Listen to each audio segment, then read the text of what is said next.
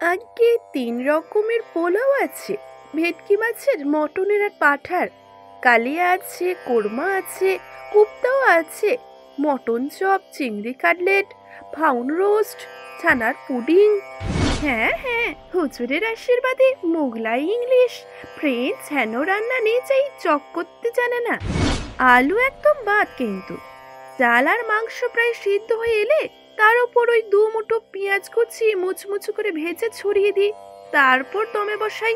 ওহ, যা খেতে হয় না হুজুর!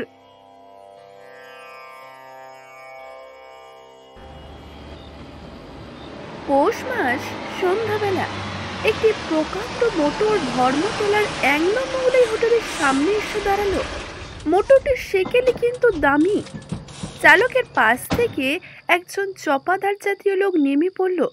তার হাতে আশা সোটা নেই বটে, কিন্তু মাথায় একটি জড়ি দেওয়া ঝাঁকালো পাগড়ি আছে, তাতে রূপোর তকমা আটা। পরনেও ইজের চাপকান, কোমরে লাল মখমলের পেটি, তাতেও একটি চাপরাশ আছে। লোকটি তার প্রকাণ্ড গোফে তা দিতে দিতে সগর্বে হোটেলে ঢুকে ম্যানেজারকে বলল, পাতিপুর কা রাজা বাহাদুর আয়া হ্যাঁ। ম্যানেজার রায়চরণ চক্রবর্তী শশব্যস্ত হয়ে বেরিয়ে এলো এবং মোটরের দরজার সামনে হাত জোর করে নতশিরে বলল, মহারাজ, আজ যে কার মুখ দেখে উঠেছি, দয়া করে নেমে এই গরিবের কুঠিরে পায়ে ধুলো দিতে আজ্ঞা হোক। পাতিপুরের রাজা বাহাদুর ধীরে ধীরে মোটর থেকে নামলেন। তার বয়স ৭০ পেরিয়েছে, দেহ আর পাকা গোঁফ। জোড়াটি খুব শীর্ণ, মাথায় যেটুকু চুল বাকি আছে তাই দিয়ে টাক ঢেকে স্মৃতি কাটবার চেষ্টা করেছেন। পরনে জরিপার সূক্ষ্ম ধুতি আর রেশমি পাঞ্জাবি, তার উপর দামি শাল, পায়ে সুরোওয়ালা লাল লপেটা।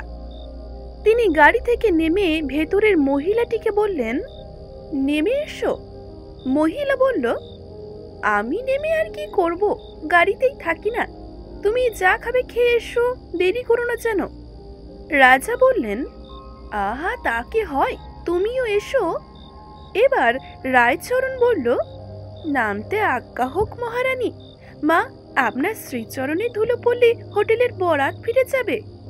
মহিলাটি বোধ হয় সুন্দরী বটে, কিন্তু ঠিক বলা যায় না। তার সাজসজ্জা প্রসাধন এমনই পরিপাটি যে কতটা আসল আর কতটা নকল তা বোঝবার উপায় নেই। তিনি অনেক অনুরোধের পর গাড়ি থেকে নামলেন। রায়চরণ বিনয়ী কুঁজো হয়ে সামনের দিকে জোর হাত নাড়তে নাড়তে পথ দেখিয়ে রাজা বাহাদুর ও তার সঙ্গিনীকে ভেতরে নিয়ে গেল এবং হেঁকে বলল, এই, কে আছিস? শিগগিরই সেলুনের দরজাটা খুলে দে। রয়্যাল দরজাটা খুলবি। একজন চাকর তাড়াতাড়ি করে একটি কামরা খুলে দিল। ছোট খোপ রং করা কাঠের দেওয়াল, মাঝে একটি টেবিল এবং দুটি গদি, আটা চেয়ার। টেবিলটি সাদা চাদরে ঢাকা, দিনের বেলায় তাতে হলুদের দাগ দেওয়া যায়। এই কামরার পাশেই পর্দার আড়ালে আর একটি কামরা, তাতে এক সেট পুরনো কৌচো ও সেটি এবং একটি ছোট টেবিল, তার উপর ৩-৪টি গত সালের মাসিক পত্রিকা। এই ২ মহামান্য অতিথিকে বসিয়ে ম্যানেজার রায়চরণ বলল, হুজুর, আজ্ঞা করুন, কি এনে দেব? রাজা বাহাদুর বললেন, তোমার কি কি তৈরি আছে শুনি। রায়চরণ বলল, আজকে ৩ রকমের পোলাও আছে, ভেটকি মাছের, মটনের আর পাঁঠার। কালিয়া আছে, কোরমা আছে, কুপ্তাও আছে, মটন চপ, চিংড়ি কাটলেট, ফাউন রোস্ট, ছানার পুডিং। হুজুরের আশীর্বাদে আরো কত কি আছে। রাজা বাহাদুর খুশি হয়ে বললেন, বেশ বেশ, অতি উত্তম। আচ্ছা ম্যানেজার, তোমার এখানে বিরিয়ানি পোলাও হয়? হয় বই কি হুজুর, ঘন্টাখানেকের অর্ডার পেলেই করে দিতে পারি। আমি ৩ বছর দুম্বাগড়ের নবাব সাহেবের রসুই ঘরের সুপারিনটেন্ডেন্ট ছিলাম কিনা, সেখানেই সব শিখেছি। খুব খাইয়ের লোক ছিলেন নবাব সাহেব। এবেলা ১ দুম্বা, ওবেলা ১ দুম্বা। অন্যদের রান্না তার পছন্দ হতো নি। আমি তাদের কায়দায় অনেক উন্নতি করেছি, তাই জন্য তো নবাব বাহাদুর খুশি হয়ে নিজের হাতে ফার্সিতে আমার সার্টিফিকেট লিখে দিলেন। দেখবেন হুজুর। না না, থাক থাক, আচ্ছা, তোমার কায়দাটা কেমন শুনি তো। কিসের? বিরিয়ানি রান্নার? ও, আপনার লাগবে ওই 1 নম্বর বাসমতি চাল, যার দাম এখন ওই 500 টাকা। আর লাগবে এখন ওই আপনার গাওয়া ঘি, খাঁটি কিন্তু, ডুমো ডুমো মাংস, বাদাম পেস্তা কিশমিশ এবং হরেক রকম মশলা, গোলাপ জলে গোলা খোয়া ক্ষীর, মৃগনাভি সিকিরুতি, আলু একদম বাদ কিন্তু। চাল আর মাংস প্রায় সিদ্ধ হয়ে এলে তার উপর ওই 2 মুঠো পেঁয়াজ কুচি মুচমুচু করে ভেজে ছড়িয়ে দিই, তারপর দমে বসাই। ওহ, যা খেতে হয় না হুজুর! রাজা বাহাদুরের জিভে জল চলে এলো। সুত করে টেনে নিয়ে আবার বললেন, বাহ, চমৎকার! আচ্ছা, স্বামী কাবাব জানো? হ্যাঁ হ্যাঁ, হুজুরের আশীর্বাদে মোগলাই, ইংলিশ, ফ্রেঞ্চ হেন রান্না নিজেই চক করতে জানে না। মাংসের পেশে তার সঙ্গে ছোলার ডাল বাটার পেস্তা বাদাম মেশাতে হয়, তাতে আদা হিং পেঁয়াজ রসুন গরম মশলা ইত্যাদি পড়ে। তারপর চ্যাপটা লেচি গড়ে চাটুতে ভাজতে হয়। এই হলো স্বামী কাবাব। ও, যা খেতে হয় না হুজুর, আর বলবার কথা নয়। রাজা বাহাদুর আবার সুরত করে জিভ টেনে নিয়ে বললেন, আহ, আচ্ছা রায়চরণ, তুমি রোগন রোজ জানো? এবারে মহিলাটি বললেন, আহ, ওসব কি জানতে চাও তুমি? যা খাবে তাই আনতে বলো না। রাজা বাহাদুর বললেন, আহা, ব্যস্ত হও কেন তুমি? খাওয়া তো আছেই, একবার রায়চরণকে বাজিয়ে নি। রায়চরণ বলল, বাজাবেন বই কি হুজুর, নিশ্চয়ই বাজাবেন। রগুন জুস হচ্ছে। মহিলাটি আস্তে আস্তে উঠে পাশের কামরায় গিয়ে মাসিক পত্রিকার পাতা উল্টাতে লাগলেন। তুমি তো অনেক রকম জানো দেখছি হে। আচ্ছা, মুরগ মুসল্লম তৈরি করতে পারো? নিশ্চয়ই পারি হুজুর, ঘন্টা দিনেক আগে অর্ডার দিতে হয়, অনেক লটঘট কিনা। অন্যদের চাইতে আমি ঢের ভালো বানাই। আমি নতুন কায়দা আবিষ্কার করেছি কিনা। একটি আস্ত বড় মুরগি, তার পেটের মধ্যে মাছের কপ্তা, ডিম আর কচু চিংড়ি দেওয়া, কচুর শাকের ঘন্ট, অভাবে লাউ চিংড়ি আর দই। রাজা বাহাদুর এবারে বলে উঠলেন, কচুর শাক? আরে রাম রাম! না হুজুর, মুরগির পেটে সমস্ত জিনিসই ভরে সেলাই করে দিতে হয়, তারপর হাড়ির ভেতরে ভরে দমে দিতে হয়, তারপরে তো সব সিদ্ধ একেবারে ঘাটা হয়েছে। আচ্ছা, খেতে হয় না। রাজা বাহাদুর এবারও তিনি সামলাতে পারলেন না নিজেকে। খানিকটা নাল টেবিলে পড়ে গেল। একটু লজ্জিত হয়ে রুমাল দিয়ে মুছে ফেললেন। তারপর বললেন, ও হে রায়চরণ, উত্তম সরভাজা খাওয়াতে পারো? হুজুরের আশীর্বাদে কি না পারি।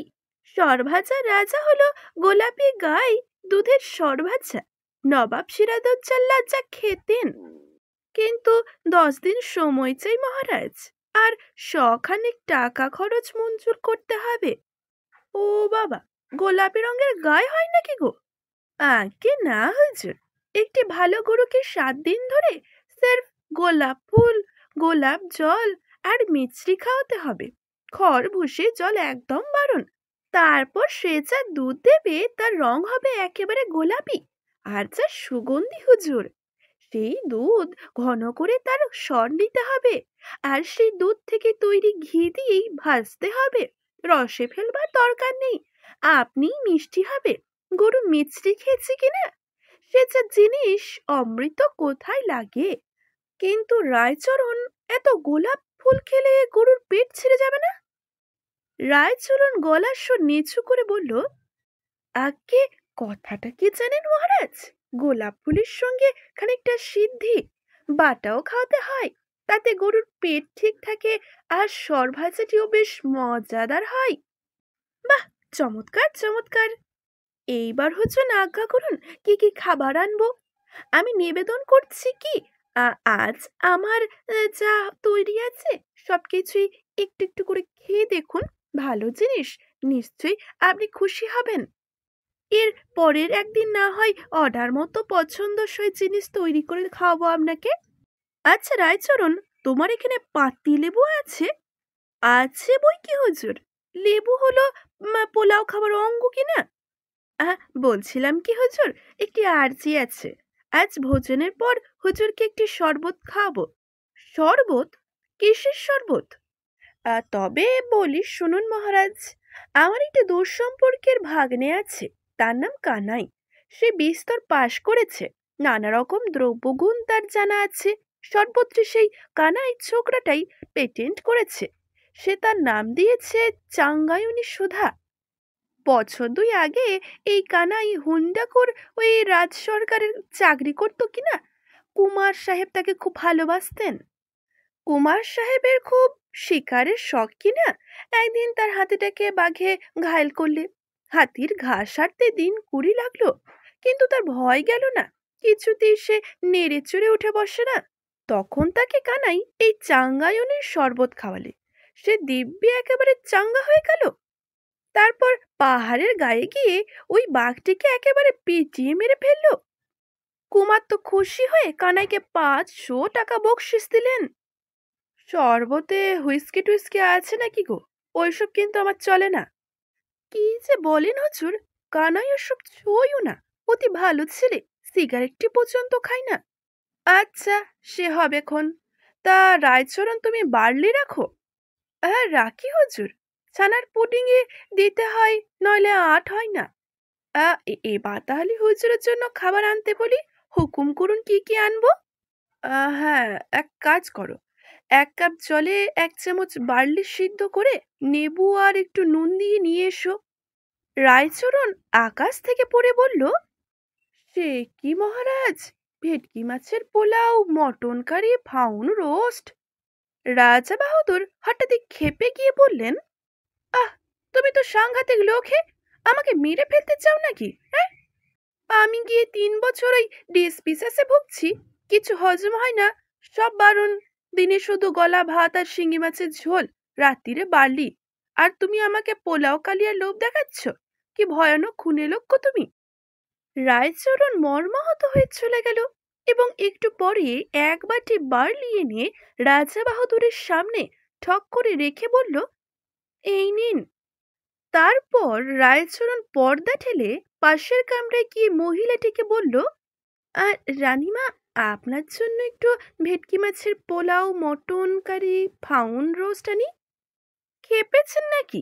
আমি খাবো আর ওই হ্যাংলা বুড়ো ফ্যাল ফ্যাল করে চেয়ে দেখবে? গলা দিয়ে নামবে কেন? তাহলে একটু ওই চা আর খান কতক চিংড়ি কাটলেট এনে দি রানীমা। আমি ওসব রানী ফানি নই, আমি নক্ষত্র দেবী। আর একদিন আসবো খন, এখন স্টুডিও যেতে হবে। ডিরেক্টর হাঁদুবাবুকেও নিয়ে আসবো। এখানেই শেষ করছি আজকের গল্পটি। আজকের গল্পটি যদি ভালো লেগে থাকে অবশ্যই একটি লাইক করবেন, শেয়ার করবেন এবং কেমন লাগলো জানাতে ভুলবেন না। ধন্যবাদ।